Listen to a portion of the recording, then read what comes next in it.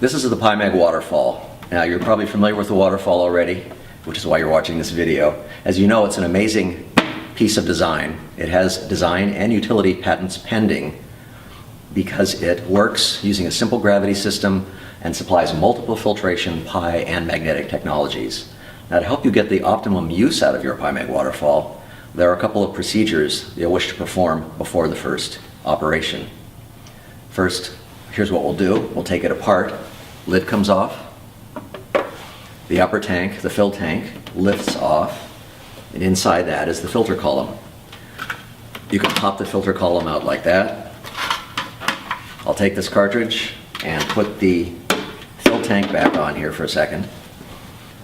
On top of the filter cartridge is this lid, a little twist. We'll take the lid off. Underneath that are the two pre-filter pads.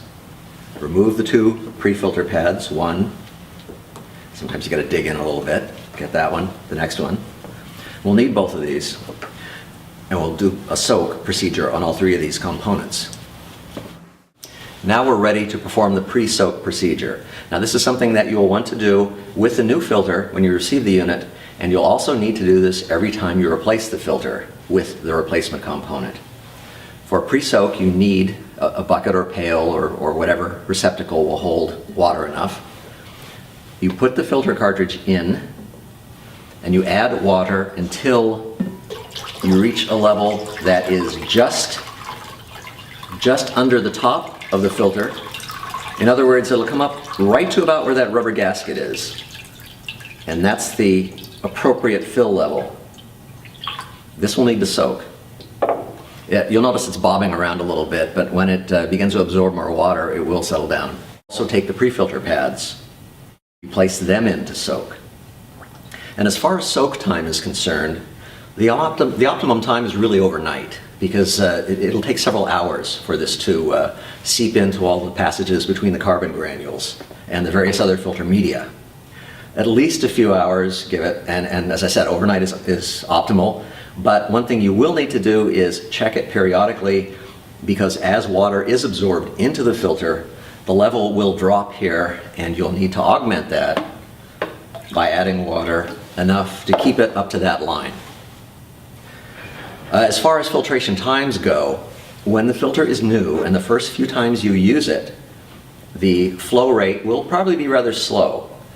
But as time goes on and it cycles more water, the time will improve, and you should get a pretty rapid flow rate from putting the water into the top tank and the water flowing into the bottom tank.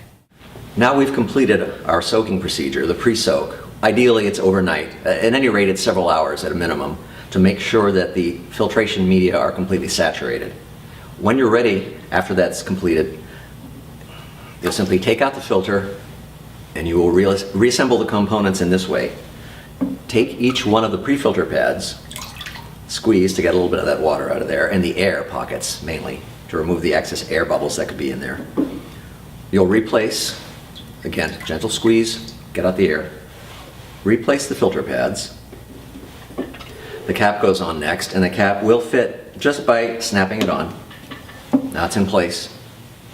And you'll reassemble the filter, placing the cartridge inside the top fill tank. What you'll need to do is, I'm taking this out here just to make it clearer, make sure that the seal, the rubber seal around there, is pressed evenly and tightly into the supply tank. That way the water will go only through the filter component and not around the edge. Reassemble it, put the top back on, and you're all set to go with filtration until the next time you need to replace the filter. The final step in the filter preparation procedure, before you're ready to use the waterfall, the first thing you want to do is position it like this over a sink or somewhere else where the water can drain out, because you'll need to flush the unit a couple of times. Take off the lid. You're going to be pouring water into the top, and at the same time we'll be letting water drain out the bottom. The reason why we're doing this is because some of the filter media, carbon particles and other filter media that have accumulated or come loose during shipping, will still be in there, and we're just removing the excess filtration media from the filter so that it will not appear in the water. While you are pouring the water in the top, take this lever, which controls the flow, tilt it up like that, that will allow the water to flow out. And you'll keep continuously pouring water in the top and letting it flow out, and continue that process until you have flowed through 2 or 3 cycles. And when you've done that, the filtration procedure is complete and you'll be ready to use the unit. Your PiMag Waterfall is equipped with a filter life indicator, which is located on the front here. And you'll notice there's a button here and a small LED display above that. What this does is it tells you when it's time to replace your filter. One thing to keep in mind is that every time you put a new filter in, you need to reset this filter life indicator. And you do that by pressing the button, holding it. You'll see a light blinking, and then you'll see a light go solid, and then you'll see it go out. When that happens, your filter is reset and you're ready to go. Now, occasionally, when one of these is shipped, the battery connection in the back may become jarred loose just during the shipping process. And the way you'll know that is when you get a new unit, a new PiMag Waterfall, first thing you want to do before you put it all together, and if you don't get any reaction, as I said, when you press the button and press and hold it, if the filter light does not come on at all, the LED indicator, then we'll need to check the battery connection and probably reset it. And that just means making sure it is in there in case it's jarred loose during shipping. So what you do in order to perform that, you lift up the supply tank, this bottom component, turn it upside down, and you'll see in the bottom here, which is now the top, there are 2 small Phillips screws. To remove this component so we can get to the battery connection, there are 2 small Phillips screws here. We just need to take those out, and it's a pretty simple operation. You can use a screwdriver. It's pretty quick. Just take out one screw, and you take out the other screw, and now this piece will lift off. Now that we've got those 2 screws taken out, we can remove this front plate. We just push forward and down a little bit, swing it out over that assembly.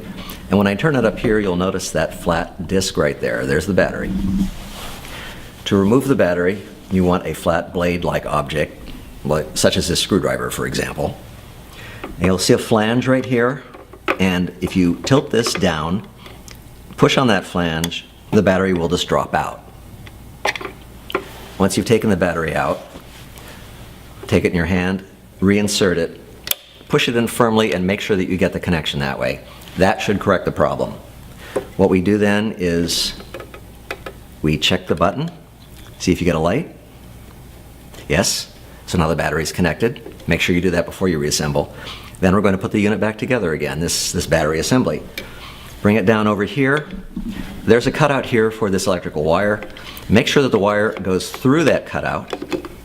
You'll actually want to do it this way. Go underneath first.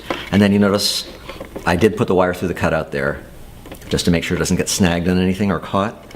Bring this back up. There are 2 lugs here on each side. There's one lug, and when you line it up with those and push down, you'll have it in place.